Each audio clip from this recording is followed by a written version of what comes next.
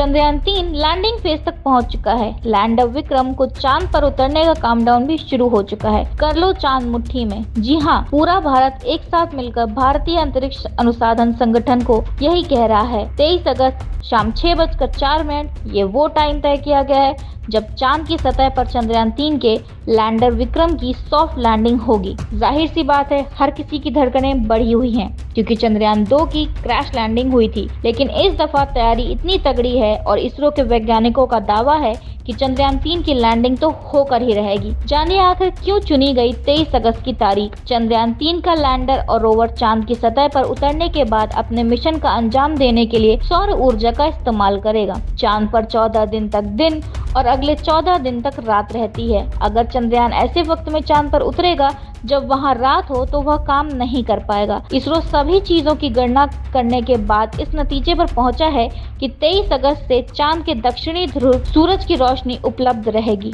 वहां रात्रि के 14 दिन की अवधि 22 अगस्त को समाप्त हो रही है। अब लोगों के मन में यह सवाल है कि आखिर चंद्रयान-3 के चांद पर उतरने से क्या फायदा होने वाला है, और अगर चांद के दक्षिणी ध्रुव पर चंद्रयान-3 की सफल लैंडिंग होती है तो वो कैसे भारत विश्व चैंपियन बन जाएगा। अब से चंद्रयान-3 की चांद पर लैंडिंग में सिर्फ कुछ ही घंटे बाकी रह गए हैं, यानी कामयाबी का सबसे काउंटडाउन शुरू हो चुका है। दुनिया का सबसे शक्तिशाली मुल्क अमेरिका चांद तक पहुंच गया, लेकिन चांद का रहस्य सुलझाने में नाकाम रहा। रूस चांद तक तो पहुंच गया, लेकिन चंद्रमा पर जीवन की संभावना है या नहीं, इस सवाल का जवाब तलाश नहीं कर सका। चांद पर चीन का अंतरिक्ष यान भी लैंड हुआ, लेकिन चांद की पहली सुलझ नहीं सकी। भले ही भारत का चंद्रयान लैंडिंग के वक्त फेल हो गया, लेकिन भारत के मिशन से दुनिया को पहली बार पता चला कि चांद पर पानी मौजूद है। इससे पहले चांद पर पानी की संभावनाओं को नासा सिरे से नकार चुका था। अब पूरी दुनिया की नजरें भारत के चंद्रयान-3 पर हैं। 23 अगस्त पर चंद्रयान-3 की सफल लैंडिंग का मतलब है चांद को लेकर इंसानी दिमाग में चल रहे